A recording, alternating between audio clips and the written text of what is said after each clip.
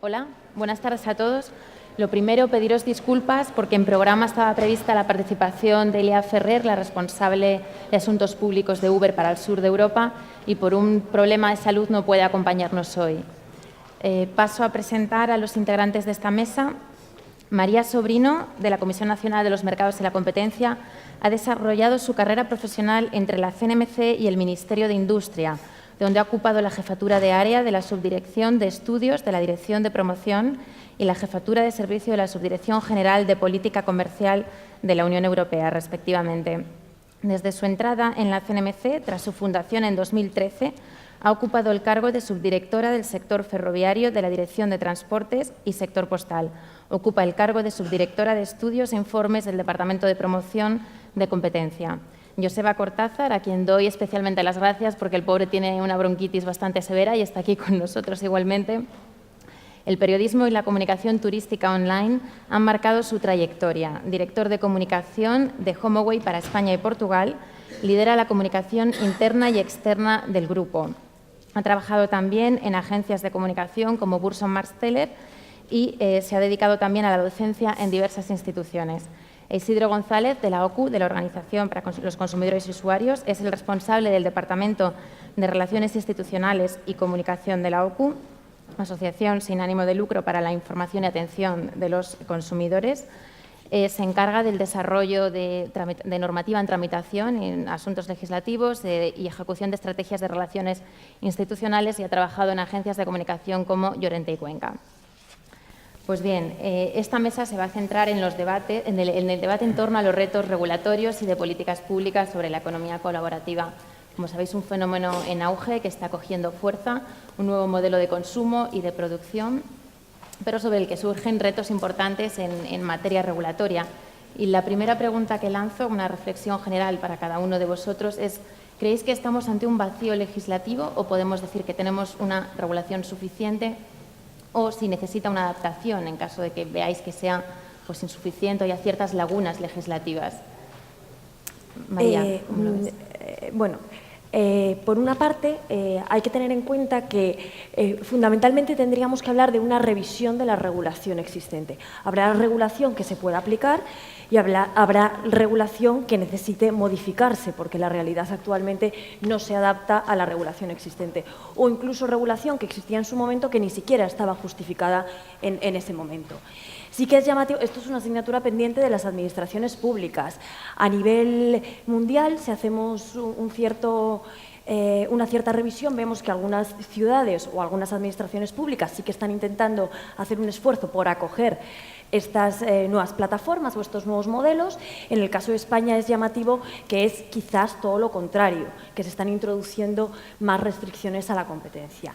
Desde el punto de vista de la competencia, es indudable que la entrada de estos nuevos agentes al mercado es buena. Es buena desde el punto de vista de menores precios, de menores costes de transacción, reduce problemas de información asimétrica, más calidad, más variedad.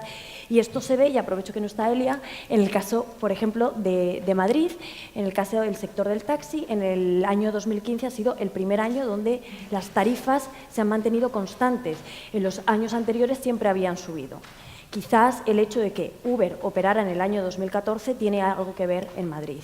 Este año, donde Uber ya no opera en Madrid, se observa que, y esto ha salido en prensa, que se está planteando la posibilidad de incrementar la bajada de bandera a 4 euros. Entonces, la competencia efectivamente disciplina el mercado. Puede, no tenemos datos específicos, pero puede efectivamente que el fenómeno Uber haya tenido algo que ver ahí. Entonces, en este caso, sí que es razonable revisar la regulación para ver si se adapta a las características actuales. ¿Tiene sentido una regulación, por ejemplo, como la regulación hotelera actual, con las estrellas, donde un hotel de 4 estrellas en Madrid tiene que tener una piscina, tiene que tener un parking? Todo esto supone costes regulatorios que al final repercuten en un mayor precio para los consumidores. Actualmente con los sistemas de reputación, que en muchos casos se podrán mejorar o no, pero dan mucha más información al usuario que anteriormente tenían. Anteriormente, a través del sistema de estrellas era necesario porque el usuario, el consumidor, desconocía cuáles eran las características de un determinado hotel y a través de las estrellas señalizaba 3 estrellas era mejor que 2, 4 tenía una mayor calidad. Pero actualmente, a través de los distintos portales, de las distintas plataformas, existe información suficiente como para que no sea necesario todo este sistema de estrellas, que es costoso y que, insisto, que al final lo que supone es un precio más elevado para el consumidor final. Eso desde el punto de vista de la regulación sectorial. Y por otra parte, y es un debate que está generando mucho ruido en la sociedad, pero yo creo que es un debate que tiene poca importancia desde el punto de vista de competencia, es el debate de la regulación horizontal. Hablamos del pago de impuestos, hablamos de las cotizaciones sociales, etcétera. En este caso yo creo que la regulación existe y que efectivamente si se cae en el hecho imponible tendrán que pagar impuestos. La obligación existe y se tiene que cumplir. Pero es un fenómeno que tiene unas características específicas, que hay muchos particulares, que a lo mejor yo quiero dedicar simplemente 1 hora a la semana con una plataforma a hacer cualquier actividad. Entonces hay que agilizar los trámites desde el punto de vista de la regulación horizontal, hay que agilizar los trámites para permitir que no constituyan una barrera de entrada a estos nuevos modelos, a estos nuevos particulares que quieren hacer una nueva actividad en la economía. Gracias, María. Desde el punto de vista de esa regulación horizontal, partiendo de lo que decía María, esa necesidad de revisión, tenemos una regulación pero hay que adaptarla. ¿Crees que podemos ver Europa en términos de oportunidad? Como estamos a tiempo de no perder el tren de la innovación y de la disrupción tecnológica en lo que respecta a economía colaborativa? Bueno, a mí, antes de nada, lo que me gustaría decir es que estoy encantado de tener aquí a mi derecha la OCU y a mi izquierda la CNMC, porque realmente con ellos dos representamos un poco lo que es la necesidad a la hora de regular, ¿no? Es decir, por un lado la protección al usuario, por otro lado también la defensa de la competencia y respetar los criterios de la unidad de mercado, que es algo muy necesario cuando regulemos, especialmente cuando se está regulando el sector del consumo colaborativo, de la economía colaborativa, que hoy por hoy, pues como tú indicabas, tiene un vacío ilegal importante, aunque existan regulaciones a nivel europeo. Desde luego creo que existe una oportunidad, ¿no? Todo lo que es la estrategia de mercado único digital que se está desarrollando en la actualidad a nivel europeo es una oportunidad no solamente para la economía digital, también lo es para la economía colaborativa, sin duda alguna. De hecho, la Comisión Europea ya apuntaba recientemente en un comunicado de prensa que publicó en octubre, si no me equivoco, en el que decía que había que dar cabida a la economía colaborativa en tanto que había que integrarla dentro del marco jurídico existente, sobre todo también evitar desarrollar barreras que puedan frenar el desarrollo y el crecimiento de la economía colaborativa, en tanto que esta cada vez desarrolla un papel cada vez más preponderante dentro de lo que es el conjunto del crecimiento de la economía digital, ¿no? Sin duda, todo lo que pueda desarrollar Europa en lo que se refiere a potenciar el desarrollo de la economía colaborativa y sobre todo también en la armonización de lo que son el conjunto de normas aplicables existentes, pues es bueno o no es buenísimo, ¿no? De hecho, hay que tener en cuenta que la economía colaborativa es un fenómeno global y, por lo tanto, como un fenómeno global, lo que tenemos que tener en cuenta es que necesita una serie de normas que sean claras, concisas y, sobre todo, que sean homogéneas, ¿no? Y esto es lo que facilitará o permitirá que el sector se siga desarrollando y aportando y generando riqueza, ¿no? Plataformas como HomeAway, que son plataformas globales que está presente en 190 países, tiene una imposibilidad y es la de tener que cumplir con cientos de normas locales, normas regionales, normas nacionales, porque esto haría que el negocio sea pues, inoperativo, ¿no? Es decir, no sería operativo trabajar en esas circunstancias. Por lo tanto, todas las iniciativas que pueda desarrollar la Unión Europea encaminadas, ¿no? A generar o a establecer una serie de garantías para lo que es el usuario y para qué son las plataformas, desde luego son bienvenidas, ¿no? Y el papel de España como Estado miembro en este sentido es fundamental, en tanto que debería de apoyar el desarrollo de la economía colaborativa y facilitar también la creación de un espacio jurídico seguro que facilite el desarrollo no solamente de las plataformas, que tenemos un papel importante que decir dentro de este ecosistema, sino también sobre todo en las cientos de startups que están naciendo dentro de lo que es la economía colaborativa y que además están dando dinamismo a un sector económico dentro de lo que es la economía digital en España, que es muy importante. Entonces hay que favorecer este desarrollo y no establecer barreras innecesarias. Gracias. Isidro, ¿cuáles crees que deben de ser las bases de esa adaptación de la legislación horizontal, general y también de la legislación de consumidores en tu caso? A ver, desde el punto de vista de los consumidores, hay una petición a los reguladores, aprovecho que está aquí María, y es que seáis imaginativos. Y es una carta a los Reyes Magos, ya lo sabemos, pero hay una petición que es fundamental, es la protección del consumidor debe de ser lo más fuerte posible. Nosotros queremos esa protección del consumidor, pero también, como organización de consumidores, somos conscientes de los beneficios que supone la aparición de este nuevo modelo económico y también nos gustaría que desde el punto de vista del regulador se tenga en cuenta el efecto disruptivo en el sentido de mayor competencia, menores precios, mejor servicio. Por eso también nos gustaría que desde el punto de vista regulatorio se tenga en cuenta y se proteja el papel de las plataformas. En nuestra carta a los Reyes Magos, por supuesto, entendemos que una cosa que hay que definir es cuál es el papel real de las plataformas, hasta dónde llega su responsabilidad, si es que la tienen que tener. Todas tienen que tener la misma responsabilidad. Nosotros creemos que no deben de quedar absolutamente libres. Nosotros somos simples intermediarios.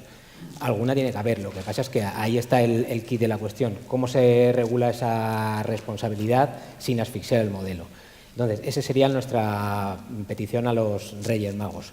De manera más concreta, a nosotros nos preocupan mucho temas como el de la protección de datos. Estamos hablando de un sector que está basado en la acumulación de datos personales para el propio funcionamiento.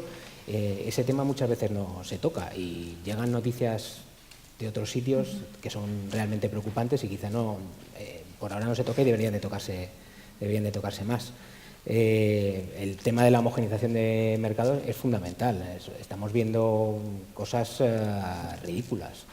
El otro día estuvimos en un debate que nos invitaron en la Asociación de Propietarios de Vivienda Vacacional en Canarias.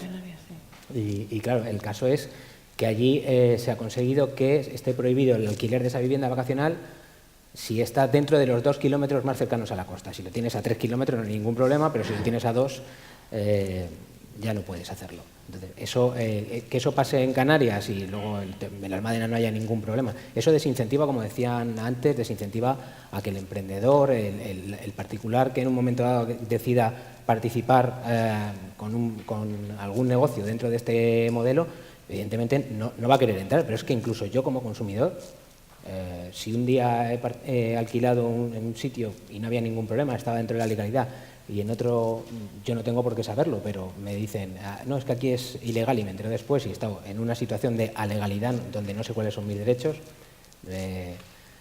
no sé yo si es demasiado bueno para fomentar el modelo de consumo colaborativo. Y luego ya, por terminar, lo que es fundamental es que queden claros cuáles son los derechos y las obligaciones de cada uno de los participantes, porque varía mucho. Es verdad, la legislación está ahí, lo que pasa es que no es lo mismo que estemos hablando de una relación entre dos consumidores en la que se aplica el Código Civil, a que estemos hablando de una relación en la que una de las partes no está el consumidor.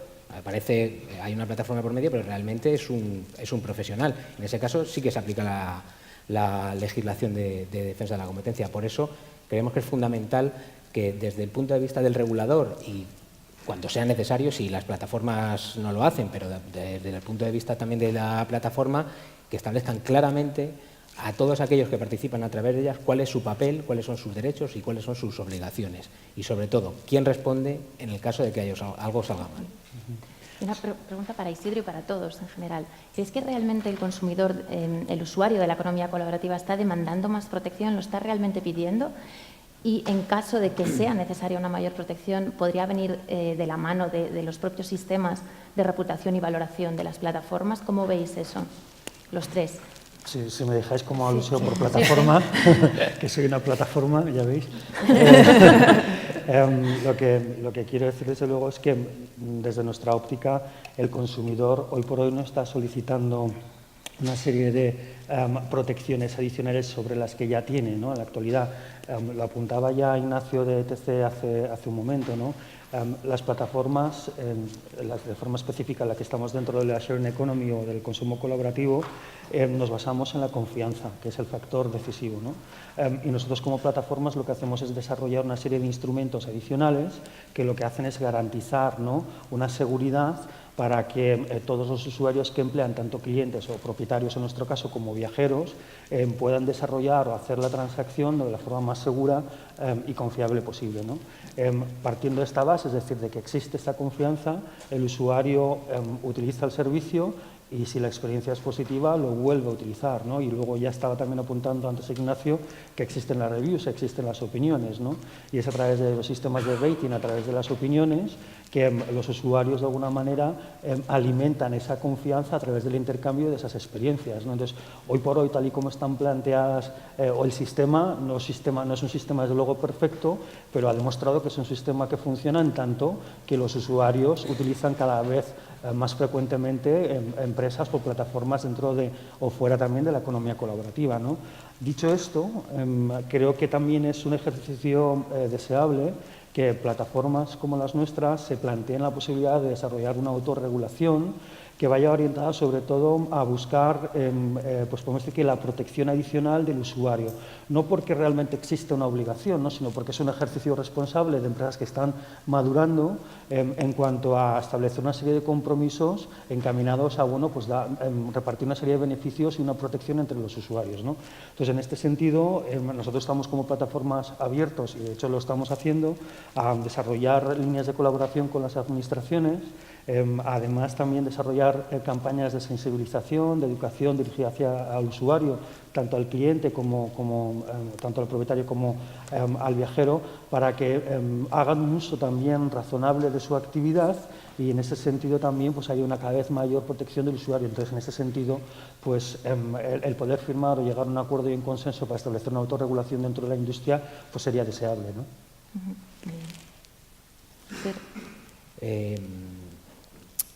Nosotros, como organización de defensa de los derechos de los consumidores, no hay una demanda real de los consumidores por una mayor regulación. Lo que sí que hay es una demanda por mayor claridad, por mayor transparencia, por lo que hemos dicho antes, por saber cuál es mi papel en este triángulo, cuál es mi papel, cuáles son mis derechos.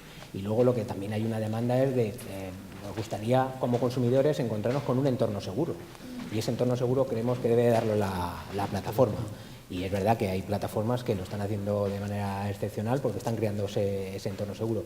Que tenga que ser el regulador el que imponga determinadas condiciones para que se cree ese entorno seguro, ese es el gran debate. Lo que también hay que tener en cuenta es que cuando estamos hablando de autorregulación, la autorregulación está bien hasta que surge el problema. Pero luego cuando surge el problema y llega un juez que tiene que solventar ese problema, si no hay una regulación específica para regular ese problema, va a aplicar las normas antiguas, que en este caso es posible que no nos valgan, tal como está establecido el sistema. Por lo tanto, deberíamos todos de pensar o exigir a nuestros decisores políticos, a los reguladores, esa imaginación que he pedido yo antes, a la hora de crear reglas, de crear ese sistema seguro que sirvan a partir de ahora de referente para todos los que participan y para los jueces, en el caso que tenga que ser un juez el que resuelva un problema. Bueno, respecto a si el consumidor quiere más protección o no, yo creo que el consumidor lo que quiere es poder elegir. Y poder elegir, y si yo quiero una mayor protección, a lo mejor me voy a un hotel de 4 estrellas, y si yo simplemente quiero irme un fin de semana a una ciudad y pagar lo menos posible, o poder estar en un piso muy céntrico, pues a lo mejor me voy con HomeAway o con Airbnb. Y la regulación actual no lo está permitiendo del todo. Entonces, a lo mejor luego, a través de la competencia, surgen plataformas que se dedican exclusivamente a viviendas de lujo, otras que se dedican exclusivamente a viviendas rurales, es decir, que a lo mejor luego a través de la competencia se genera, bueno, muchas más posibilidades, algunas que generan más protección o no. La protección solamente puede existir por parte de la regulación si existe lo que denominamos un fallo de mercado o una razón imperiosa de interés general. Si no, no hay cabida para la regulación y se estaría, bueno, generando menores beneficios para los consumidores y también para los operadores del mercado. Me dicen que me queda poco tiempo, entonces me voy al otro lado, ya no al consumidor, sino a quien provee servicios a través de una plataforma de economía colaborativa. O sea, la economía colaborativa permite ese doble rol de prosumidor, ¿no? Tanto consumidor como proveedor de servicios del ciudadano. ¿Creéis que tenemos una legislación del autónomo lo suficientemente adaptada al fenómeno de la economía colaborativa? ¿Necesita mejoras y dónde?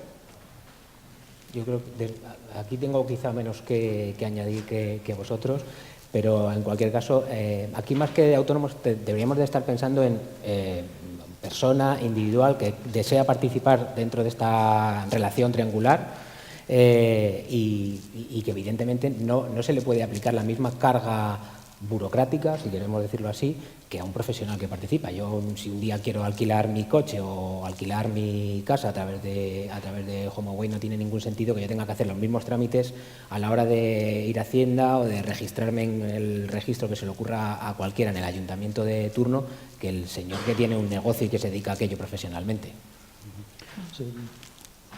Sí, en este sentido es un poco lo que yo he mencionado anteriormente y lo que apuntaba ahora mismo, que efectivamente ahora estamos hablando mucho de particulares, hay que reducir las cargas. Yo no me puedo tirar 3 horas en una oficina tributaria para darme de alta o para presentar un determinado documento. Esto tiene que ser mucho más ágil, bueno, simplemente por el propio dinamismo del mercado y para facilitar la entrada a un particular que quiera entrar, etcétera. Entonces, desde el punto de vista de la regulación sectorial, reducir o eliminar las barreras a la entrada y a la operación, y desde el punto de vista de la horizontal, reducir esas cargas. A mí, la verdad es que antes de responderte me gustaría contextualizar un poco, porque es un poco complicado. Yo creo que en lo que se refiere primero a la regulación en sí misma, hay que tener en cuenta 3 cosas, 3 aspectos. Una de ellas es si existe la necesidad de regular o no lo que es el sujeto, es decir, aquel que ostenta la propiedad de ese activo o bien aquel que se beneficia directamente a través de la gestión de ese activo, ¿no?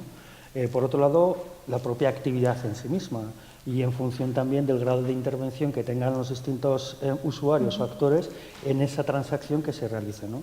Y por último, creo que lo importante también es las plataformas que son las que facilitan a que esas transacciones se desarrollen, ¿no? Partiendo de esta base, existe una legislación ya para plataformas, la Directiva de Comercio Electrónico, existe también en la LSSI en el caso de la Ley de Comercio Electrónico en España.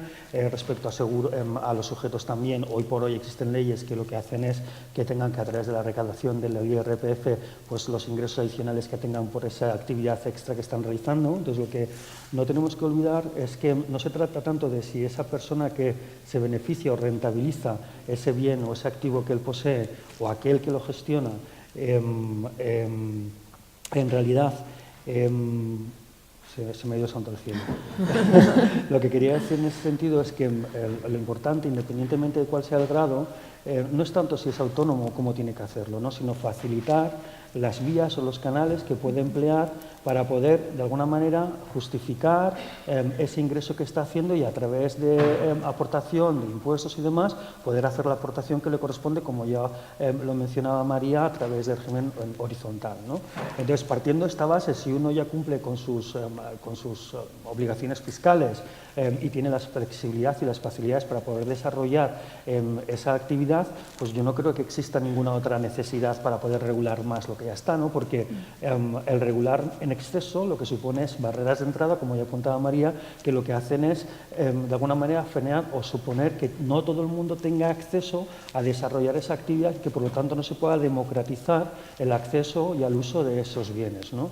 Y creo que al final todos, como poseedores de esos bienes y esos activos, tenemos todo el derecho a poderlos explotar, porque favorecemos, por un lado, lo que es la racionalización de los recursos y por otro lado también hacemos una mayor aportación de los beneficios que obtenemos a través del reparto y de riqueza en el entorno local, ¿no? Entonces, desde luego, eso es lo que hay que tener en cuenta a la hora de regular o a la hora de contemplar los sujetos, sean autónomos o sean personas físicas.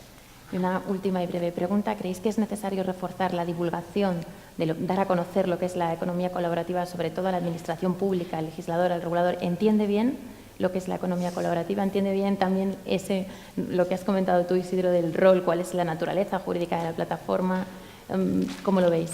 La labor de divulgación es imperiosa ahora mismo, ¿eh? Efectivamente, desde el punto de vista del legislador falta un verdadero conocimiento. No consiguen coger bien cuál es la esencia de todo esto. Además, hay veces que suena sí, un poquito ciencia ficción a veces, no lo terminan de creer. Y por eso la labor de divulgación, no solo por parte de las plataformas, por parte de organizaciones de consumidores, ahora mismo la estrategia de mercado único digital con los 3 pilares de aumento de confianza, seguridad y mayor capacidad de elección es una herramienta fundamental, pero este incremento de conocimiento de lo que es la economía colaborativa, del fenómeno, no solo hacia el legislador, es que es incluso hacia los propios consumidores. Creo que en España, en Europa, respecto a Estados Unidos, por ejemplo, el nivel de aprovechamiento del potencial que tiene la economía colaborativa es inferior precisamente por eso, porque falta confianza a la hora de utilizar todas las herramientas que están a disposición del consumidor. Y precisamente esa falta de confianza se puede evitar o se puede reducir si desde organizaciones de consumidores, reguladores, plataformas, todos los actores del mercado se difunde la palabra, como diría aquel, respecto a las oportunidades que tiene el fenómeno de la economía colaborativa, se explican cuáles son los riesgos, los desafíos a los que nos enfrentamos y se educa a la gente en cuanto a las herramientas que pueden utilizar para resultar ser un consumidor realmente empoderado y que saca beneficio del fenómeno. Como quieras. En materia de divulgación, yo creo que todos tenemos efectivamente una cierta responsabilidad y aquí viene la cuña publicitaria. En el caso de la CNMC se lanzó una consulta pública a finales del año pasado, de 2014, y ahora mismo estamos en proceso de elaborar un estudio sobre los nuevos modelos de prestación de servicio y la economía colaborativa, donde intentamos identificar cuáles son las causas, cuáles son los efectos que tienen en el mercado y nos centramos fundamentalmente en 2 sectores, por ser aquellos que han recibido una mayor inversión, que son el alojamiento turístico y el transporte. Entonces, en esta labor de difusión, de divulgación, yo creo que la CNMC sí que está participando. La divulgación, también, o sea, yo creo que coincidimos todos, ¿no? Además, de hecho, yo también pensaba haceros publicidad gratuita, pero efectivamente ellos también, he de decir que han realizado una encuesta bastante importante en países como en Bélgica, España, Italia y Portugal, si no me equivoco, con la que estuvimos colaborando desde HomeAway, de la misma manera que hemos hecho nuestras aportaciones también a la consulta que está desarrollando, al desarrollo de la CNMC. Creo que las conclusiones a las que puedan llegar tanto unos como otros van a ser importantes en cuanto a establecer guías que puedan tener en cuenta los diferentes reguladores. HomeAway, nosotros mismos también estamos haciendo distintos estudios con la presentación del alquiler del barómetro, el alquiler vacacional, que precisamente presentamos el martes de la semana que viene en rueda de prensa por 2º año consecutivo y que hemos hecho en colaboración con la Universidad de Salamanca, porque somos conscientes todos nosotros en nuestra relación con las administraciones, con los políticos, con los medios de comunicación, con los consumidores, de que existe una laguna importante en cuanto a conocimiento real de lo que es el consumo colaborativo y de cuáles son los beneficios que tiene. Tampoco ayuda que haya otros agentes tradicionales que divulguen mensajes negativos sobre los beneficios de esto, ¿no? Entonces hay que contrarrestar de alguna manera con conocimiento y con rigurosidad también estadística y fiables y datos fiables, realmente una información que aporte una realidad más amplia sobre lo que es de verdad la economía colaborativa, ¿no? Entonces, desde aquí, yo por hacer mi última cuña publicitaria ya, lo que querría decir y recordar a los reguladores es que sería bueno que, en primer lugar, tengan en cuenta a la hora de unificar o de armonizar todas las legislaciones o regulaciones regionales que hay, que tengan en cuenta el principio de la unidad de mercado, que por otro lado también tengan en cuenta lo que es el interés general y no solamente lo que son las recomendaciones de bueno, pues sectores tradicionales con interés corporativista y que al final pues miren en última instancia por el beneficio del consumidor, que al final tiene que ser el que se beneficie gracias a la existencia de una competencia sana basada sobre todo también en el diálogo, en un diálogo que desde las administraciones, incorporando al sector público y al sector privado, tanto de actores tradicionales como de más disruptivos, como puede ser nuestro caso, de alguna manera podamos establecer un diálogo que al final busque, ¿no?, el bien común. Muy bien, pues muchísimas gracias a los tres. Si hay alguna pregunta del público, ahora es el momento. ¿No? Pues adelante, Miguel. ¿Creéis que puede haber una administración colaborativa? Pues una pregunta. O sea, ¿creéis que el parque de vehículos de un municipio puede ser puesto en un Amovens, en un Sosalcar, o edificios no utilizados, ponerlos en el circuito? O sea, que una administración se convierta en una especie de home away en algunos casos. Suena disparate, pero se empieza a hablar de incorporar estas cosas también en la forma de hacer del sector público. Igual os estoy poniendo un problema. No, sin duda, ¿no? Además, yo estaría encantado de dejar casas a algunas administraciones. Es un competidor. Lo que quiero decir es que, desde luego, el sector privado no es el único lugar donde se pueda aplicar el concepto de la economía colaborativa, ¿no? Desde luego, la administración pública también puede ser perfectamente, se le puede aplicar los conceptos de economía colaborativa y racionalizar los recursos, porque además, de hecho, hace mucha falta también que la administración pública se racionalicen los recursos y se utilicen de forma más responsable, ¿no? Creo que hay una iniciativa de economía colaborativa, además creo que es en el País Vasco, de administraciones públicas. Me da rabia porque ahora mismo no me acuerdo del nombre, pero me parece que sí que existe. Bueno, hay ejemplos, carpooling, ¿por qué no empleados de una administración pueden desplazarse o compartir vehículos? Son ejemplos obvios, pero... Sí. Hay una pregunta al fondo. Olé. Cuña. Muy bien, pues muchísimas gracias a los tres. Gracias. Que ni siquiera estaba justificada en ese momento. Sí que es llamativo, esto es una asignatura pendiente de las administraciones públicas. A nivel mundial, si hacemos una cierta revisión, vemos que algunas ciudades o algunas administraciones públicas sí que están intentando hacer un esfuerzo por acoger estas nuevas plataformas o estos nuevos modelos. En el caso de España es llamativo que es quizás todo lo contrario, que se están introduciendo más restricciones a la competencia. Desde el punto de vista de la competencia, es indudable que la entrada de estos nuevos agentes al mercado es buena. Es buena desde el punto de vista de menores precios, de menores costes de transacción, reduce problemas de información. En materia regulatoria. Y la primera pregunta que lanzo, una reflexión general para cada uno de vosotros, es: ¿creéis que estamos ante un vacío legislativo o podemos decir que tenemos una regulación suficiente, o si necesita una adaptación en caso de que veáis que sea pues insuficiente o haya ciertas lagunas legislativas? María, ¿cómo lo ves? Bueno, por una parte, hay que tener en cuenta que fundamentalmente tendríamos que hablar de una revisión de la regulación existente. Habrá regulación que se pueda aplicar y habrá regulación que necesite modificarse, porque la realidad actualmente no se adapta a la regulación existente. O incluso regulación que existía en su momento. Para los consumidores y usuarios es el responsable del Departamento de Relaciones Institucionales y Comunicación de la OCU, Asociación sin ánimo de lucro para la información y atención de los consumidores. Se encarga del desarrollo de normativa en tramitación en asuntos legislativos y ejecución de estrategias de relaciones institucionales, y ha trabajado en agencias de comunicación como Llorente y Cuenca.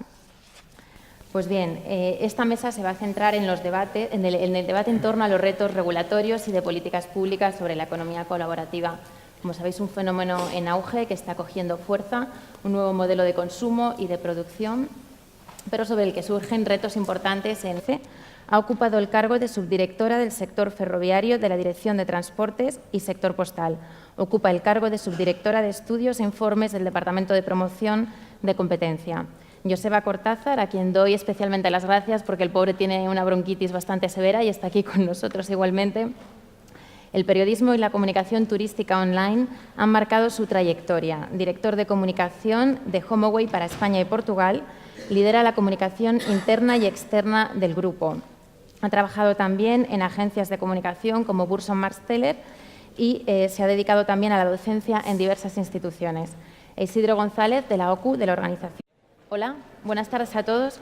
Lo primero, pediros disculpas porque en programa estaba prevista la participación de Elia Ferrer, la responsable de Asuntos Públicos de Uber para el sur de Europa, y por un problema de salud no puede acompañarnos hoy. Paso a presentar a los integrantes de esta mesa. María Sobrino, de la Comisión Nacional de los Mercados y la Competencia, ha desarrollado su carrera profesional entre la CNMC y el Ministerio de Industria, donde ha ocupado la jefatura de área de la Subdirección de Estudios de la Dirección de Promoción y la jefatura de servicio de la Subdirección General de Política Comercial de la Unión Europea, respectivamente. Desde su entrada en la CNMC, tras su fundación en 2013,